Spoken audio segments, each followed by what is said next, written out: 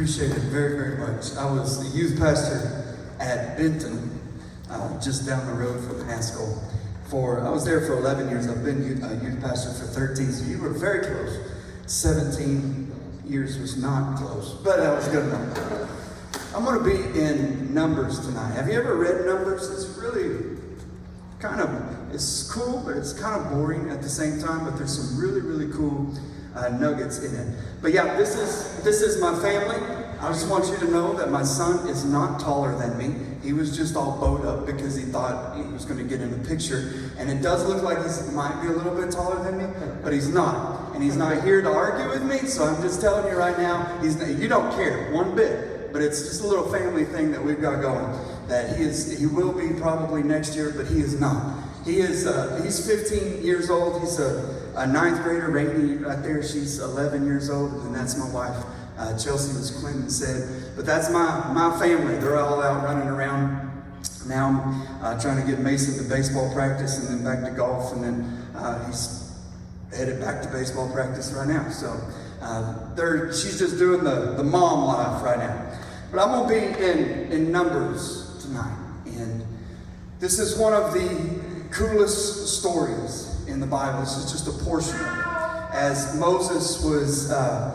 Moses is leading all of these children of God across the wilderness. We know that story, right?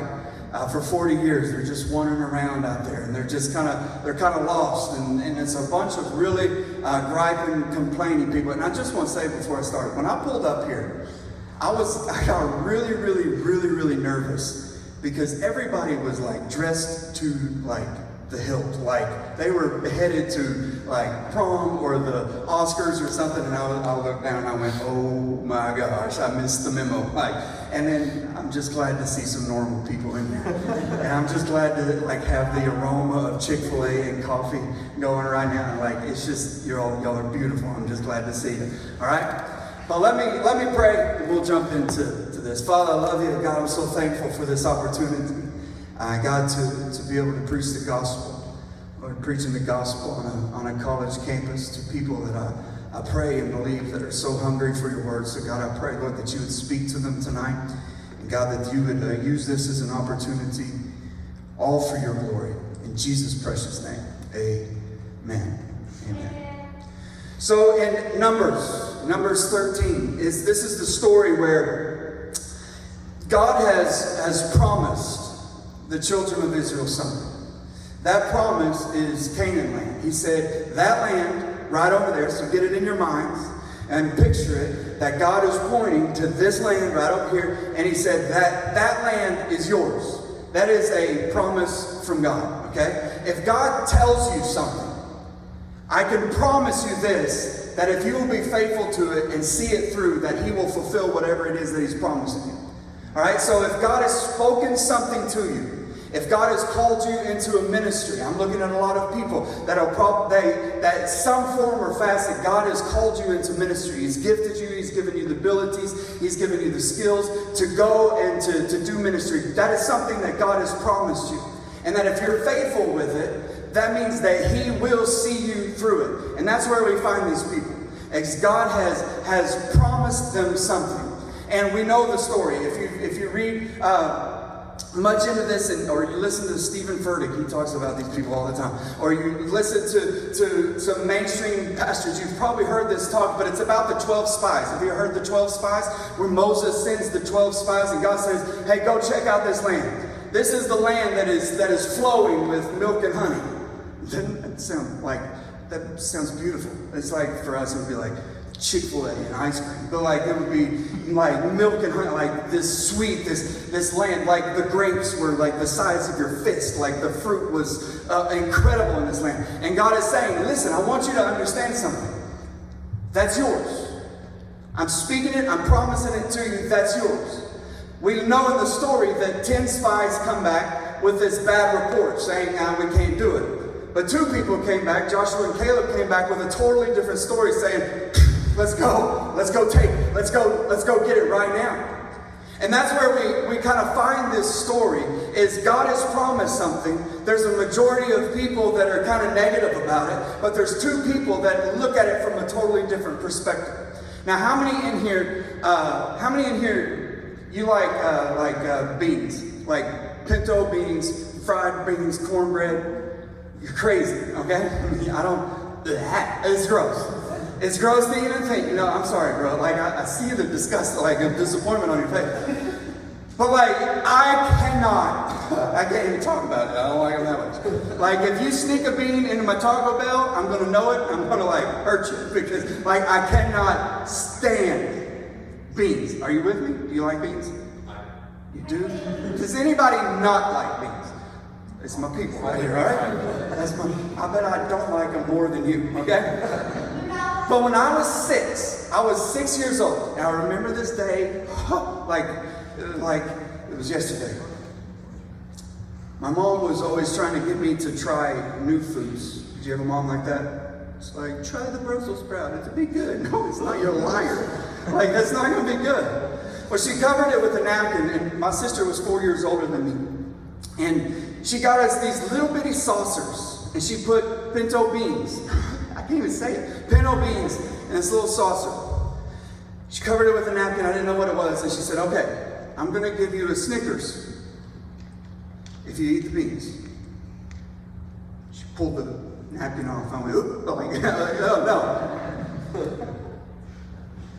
And then she went to the fridge to get the Snickers, because if your Snickers aren't in a fridge, this is how you eat a Snickers. And she went and she said, oh, there's just one Snickers. Okay, you get a half a Snickers, because your sister will get the other half of the Snickers. Whoever finished their bowl first, you'll get the first Snickers, but you have to finish the bowl and you get a half a Snickers. Okay, my sister took a spoon and she went,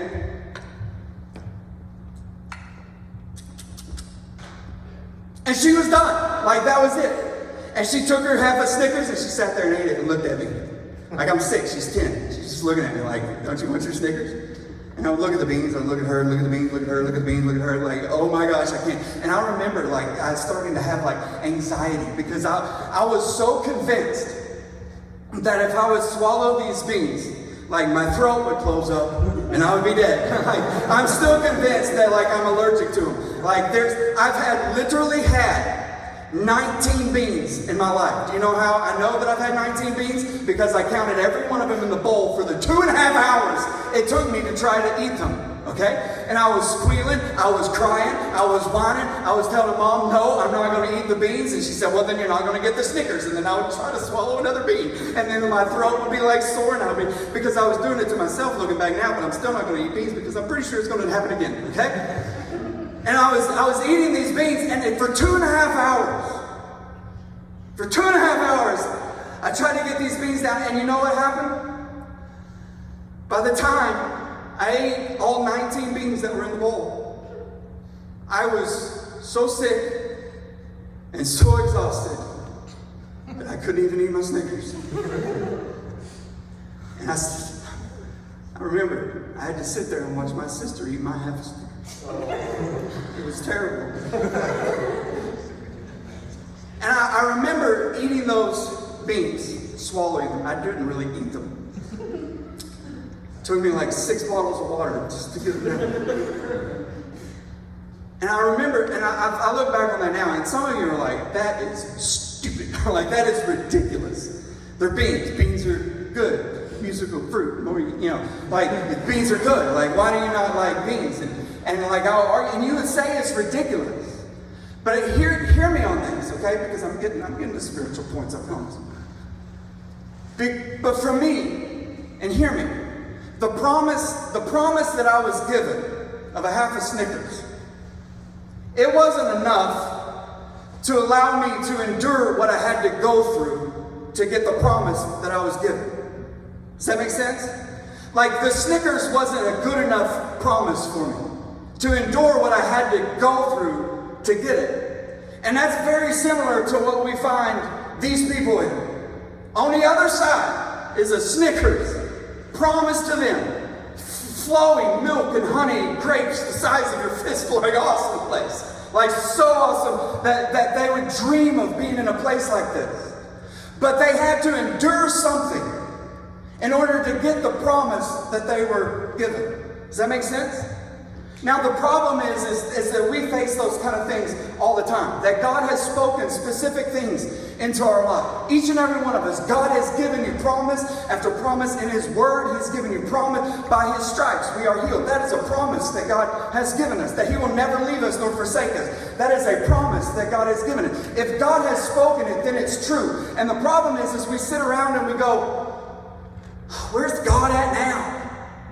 And we gripe and we complain about, you know what it is being a Christian so hard.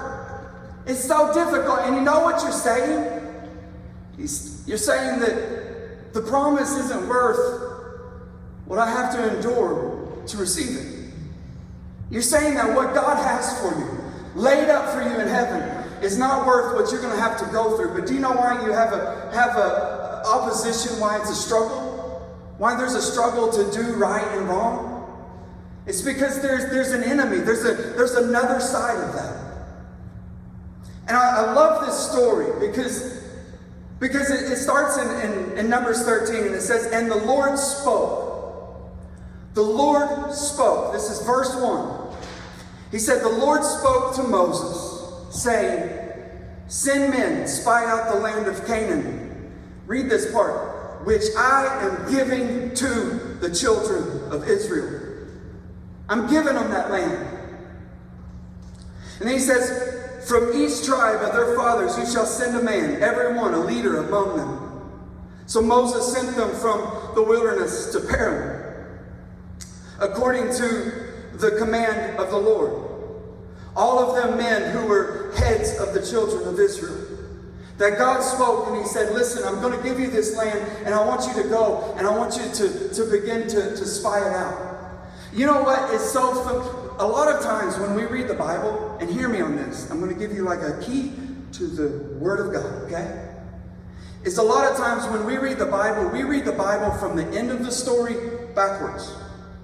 We know the end of the story, okay? Moses standing in front of the sea, army behind him, and then water in front of him. The army's closing in on him. What happens? The sea splits. And then they walk on dry land, and you know what? All of them people just destroyed everybody. And God just destroyed everybody that was trying to kill them. It was a beautiful story. And then we read that story, but we read the story knowing what comes at the end. These people didn't know what comes at the end. Nobody in your Bible. David did not know how the story was going to go, but he picked up rocks anyway. Does that make sense? We know the end of the story, so we said, well, you got to go out and you got to pick up your rocks and you got to walk by faith. And if you want to slay your giants, but David didn't know how it was going to fall, but he was preparing himself for however God was going to do it. And that's what walking by faith means. It's to say, you know what, I'm going to pick up rocks anyways, and I'm going to go, I don't know how God's going to do it, but I'm going to be faithful to what I know God has called me to do. You don't know the end of the story, so quit writing the end of the story for God. He's God. He can write the end of the story. We're just supposed to be faithful to Him. And that's where we see these children of Israel. And they say, we'll send 10 spies. So 10 spies go over, and it's a beautiful story because understand something. God knew that there was an enemy over there. What? God knew that they were fixing to walk into an enemy? Your enemy, whatever is opposing you, whatever is trying to keep you from being who God's called you to be, has never caught God off guard. It's never once caught God off guard. Isn't that just a relief to know, like, whew, I really struggle with this addiction. I really struggle with this problem, and God knows it. And God knows it, and He says, just be faithful, just keep walking, just keep being who I've called you to be. There is going to be an enemy. But you know what is beautiful about that story? It's the fact that there was an enemy means that they were that close to their promise. Let me show you this. How many of you have, this is college. How many, anybody in here have $100 bill? Like on? Not like I got it in the bank, bro. No, I'm talking $100 on you. Good. Okay, I can use any of you. Okay, who does not have a $100 bill? Okay. Well, you just raised your hand and said you had one. Okay, come here. Will you come in for just a second? This is a man right here. Once you get a good look at him, he is a man that does not have $100, all right? I'm not even, I'm like, your name is not that, my name is not Steve, so here we are, all right? You don't have $100. Okay, this is not cool to do, this is not cool to do in a college campus, but this is my handgun, okay? This is my handgun. It's cocked. Give me $100. I don't have $100. What? I want you to give me $100. I don't have one. I didn't want one. I want 100. Like, give me your $100 bill. You don't have one? Okay, see, I want you to hear this. I can't steal something from him. Why can't I steal it from him? Oh, because you don't have it. I sit down. Just like, actually sit down for the rest of the time. Yeah, you did a great job powerball stopping. All right? He doesn't have a $100 bill. Therefore, I can't steal it from. You know what the purpose of the enemy is? Steal, kill, and destroy. Preacher right here. All right? Steal, kill, and destroy. Like that is the whole purpose of what the enemy does. He comes to steal, to kill. He comes. And we, as Christians, we walk around, we go, man, that devil, he sure is on my back this week. Oh my goodness, the devil, he just won't let it go. He just keeps giving me this, like life is so hard. And hear that story for just a second. The devil comes to steal, to kill, and destroy. But he couldn't give me $100 because he didn't have it. So the fact that the enemy is trying to steal something from you, to kill something in you, and to destroy something that is tangible means that you have something that can be stolen, that can be killed, and that can be destroyed. That's a pretty cool thing. It changes the whole mindset of just moping around as a Christian and saying, man, it's so bad out here. The devil is just really fighting. Brother, pray for me. The devil is on my back and he's really coming against me. How many of us hear Christians all the time? Testimony service turns into a prayer service. When so-and-so sits up in the back, oh, brother, pray for my kids. The devil's just really fighting them hard right now. You know what is beautiful about that story? It's that the devil is coming against them because they have something to steal. That every time you have an enemy, anytime that you have opposition, that means that there is something. It was worse and was more scary is when I'm good. My Christian walk is just perfect right now. The devil doesn't even find me a concern. That's a scary statement. That the devil doesn't even find me a threat in the kingdom of God. The fact that he's coming to steal means that you have something to steal. Something to kill means that you have something alive on the inside of you. Something to destroy means that you have something tangible in your life to be destroyed. But it doesn't change the promise of God. Just because there's an enemy doesn't mean that the promise of God changed. And God said, hey, send out 12 people. Send out 12 people. And you know what? 10 of them came back with a bad report. It says it in verse 18. It says, and see what the land is like, whether the people who dwell in it are strong or weak, few or many, whether the land they dwell in is good or bad, whether the cities they inhabit are like camps or like strongholds. And then he says this, he says, whether the land is rich or whether it is poor, and whether there are forests or there are not. He said, be of good courage. Be strong. And then in verse 27, they come back and they say, 10 of them say, then they told them and said, now we went to the land where you sent us. Oh, and it truly flows with milk and honey. And this is the fruit of the land. Look at it. How awesome this is. And it says, nevertheless, the people who dwell in the land are strong. The cities are fortified and very large. And moreover, we saw the descendants of Anak there. You know what that means? It means there's giants. There's big people. There's big people in the land that God has promised us. People that are big. People that this grape is a regular sized grape. Like big people. Huge people. It's not right for the taking. We're not going to be able to do it. That's a scary thing to say. because God promised it to him.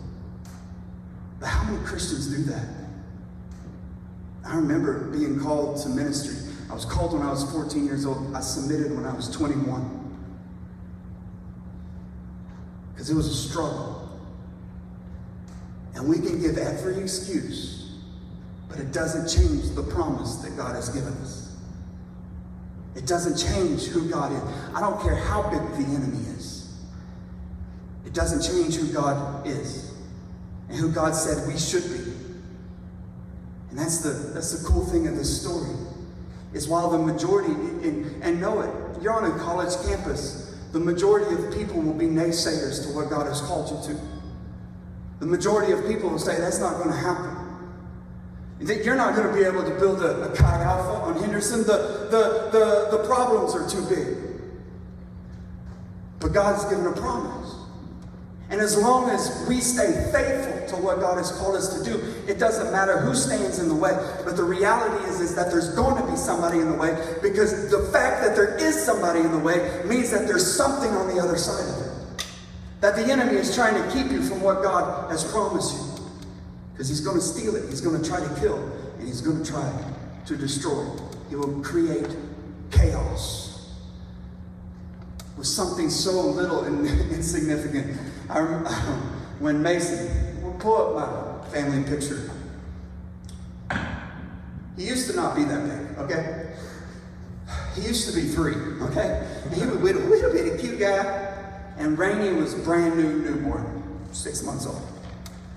And it's amazing how just things can be going so well, it's like COVID, like go, and like, yes, Lord, this is our year 2020, year of vision, baby.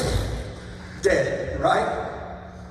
In chaos, like the enemy wins. Anyways, we were at the house, and Mason comes bebopping, waddling, all right, 3 years old, and he's got a bottle cap, and he's flipping the bottle cap, he's turning off the ball, and I'm holding the baby. Chelsea gives me Rainy. I'm holding the baby, which is not like when you grow legs and you can play, like, we'll have fun, okay? But like right now, this is, okay, I'll hold it. She had to go like fix a bottle or something. So I'm sitting there holding the baby. Mason comes waddling down, throwing a bottle cap. I said, be careful with that, buddy. You need to be careful with that bottle cap. What's the bottle cap? Okay. And he throws the bottle cap, and when you know it, hits Rainey right in the forehead. She was sleeping. And then she woke up, boom, like that, like just like, the world was there. And she saw that I was holding her, and I was not supposed to be holding her. And Mama was supposed to be holding her. And then all of a sudden she woke up, looked around, didn't see Mama. So you know what a baby does when they wake up and they don't see Mama? They go, ah! Like she started just like screaming, bloody murder. And I'm going, Chelsea, hurry with the bottle. Like chaos started just like that. As soon as the bottle cap hit her in the head, she was like, ah! And then Mason was looking for the bottle cap, and I found it, and I was mad at him, so I threw the bottle cap. It bounces off the TV and rolls underneath the recliner that I'm sitting in, all right? So then Mason, now, like, I've got this screaming baby that I'm trying to, like, rock and get back to, like, normal, and Mason's, like, trying to crawl underneath and get the bottle cap that's flown underneath the rocker, and I said, don't do that, you're going to get your hand pinched. And as soon as I said it, you know what happened? His hand got pinched. And he started, like, what is a 3-year-old dog when he gets hurt? Like he started screaming. So like Rainey's screaming in my arms because she got hit with her brother and her mama's not around, and I'm yelling at Chelsea saying, Chelsea, come here! Hurry, Chelsea, come here! I need your help, Chelsea, come here! And Mason's still on the ground like screaming. So like I get mad and I jump up out of the recliner. And what do you know? At about that time is Mason got enough like oomph about him to like try to go back under there and get the bottle cap. Well, when I got up, he went forward and I came back and the recliner slung him into the wall. So he's sitting there holding his head, screaming, laying up against the wall. I'm holding this baby standing there, and Chelsea runs in like just had a baby, so she's like emotionally erratic, like crazy. And she walks in and she sees Mason laying on the floor, and she sees Rainey in my arms crying, and she's looking around, and she grabs the baby, and I'm just so mad at that point that like I try to stop the chair, but when I do, I hit it on the back. And did you know that there's a metal bar that runs across the back of that chair? And I hit it. hurt my hand. Chelsea said, what's wrong with you? I said, I just broke my hand. And she looked at Mason. Mason's laying up against the wall with the bottle cap in his hand. And the baby's crying. And I look at her and I look at Mason and I look at the baby and I look at Chelsea and she just goes like that. And I for just a moment, I'm like, oh my gosh. And my hand is hurting. My kid is screaming. My other kid is screaming. My wife is bawling. And the chair is sitting there going like this. And I say, oh, that chair just took out my whole family in like 20 seconds. For a stupid bottle cap. Like something so insignificant. I was just watching the game. Everything was good. And just chaos over a bottle cap. Isn't it amazing how the enemy does that? I'm not saying he invented the bottle cap. But what I'm saying is you could be going and everything be going great. And all of a sudden it just seemed like everything would be falling apart. And we have two choices. We come to a realization that God's promises haven't changed. Who God is who God said he is. And the promises that he's called us to be are never going to change. No matter how hard life is, God is still greater than those things. God is still bigger. God is still stronger. So 10 people come back with this report of saying, we can't take the land. But Joshua and Caleb walk back in, and they go, it's just like God said. It's awesome. It's beautiful. The milk, the honey, the fruit.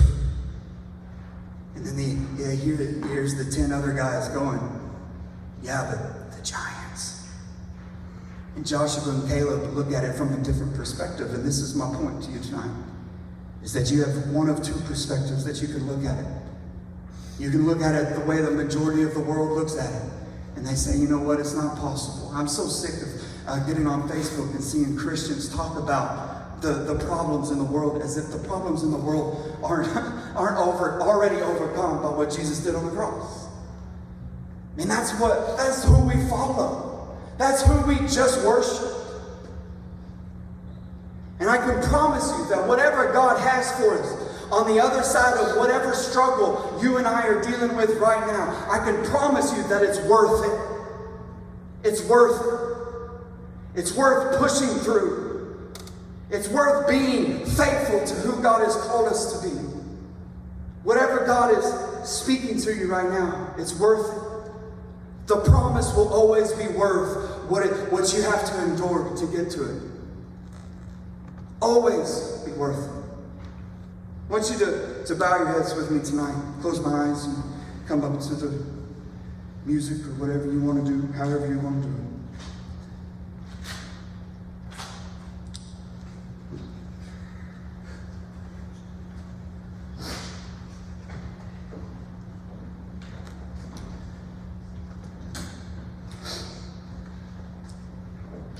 I don't know what we struggle with.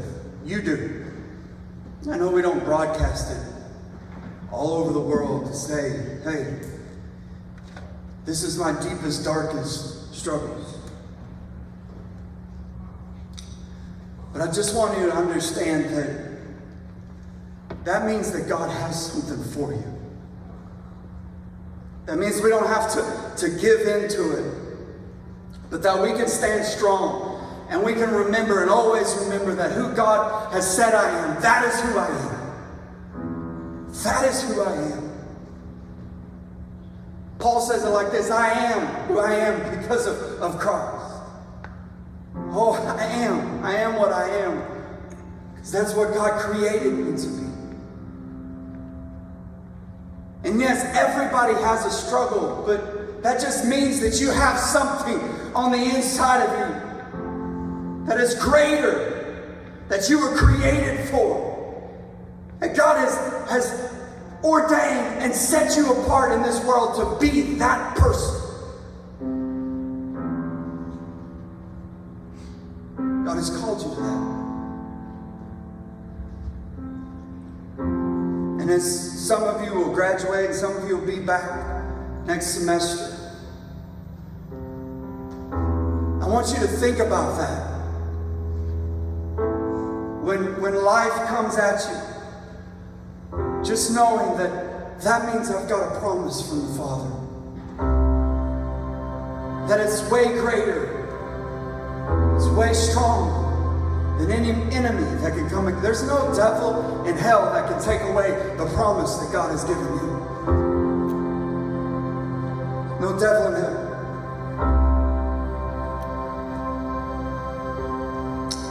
Actually, look at me for just a minute. I want to share one more little thing with you.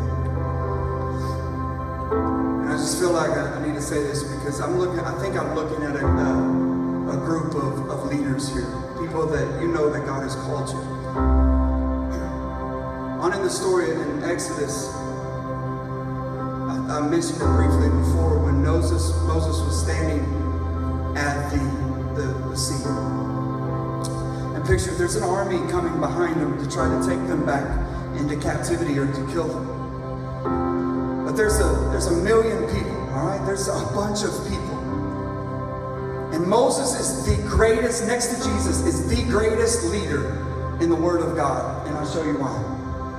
Can I have like 6 minutes for this? Is that cool?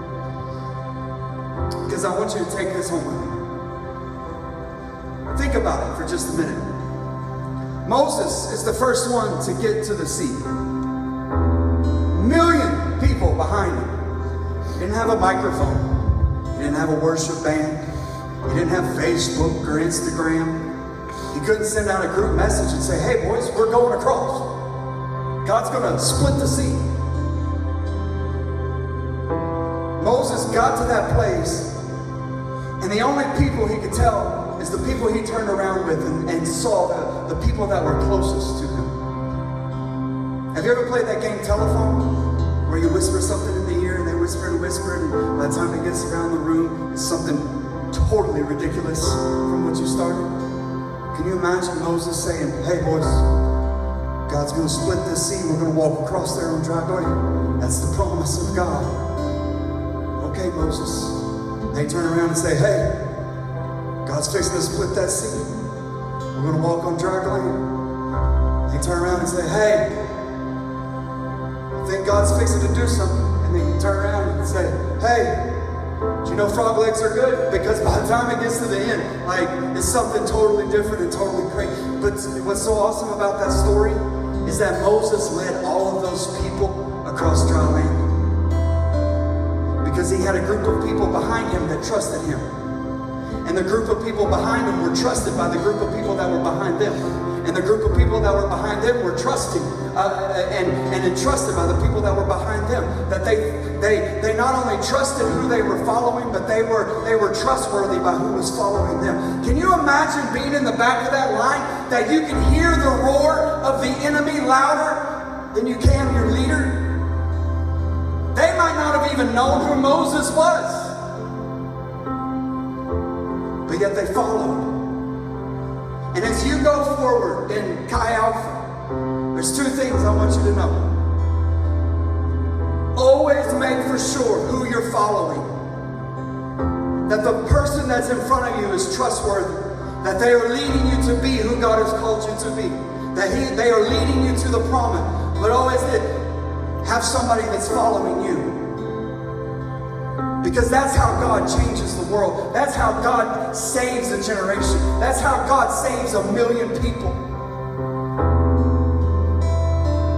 Know who you're following and know who's following you. I love it. Moses gets there and he says, boys, this is going to be hard.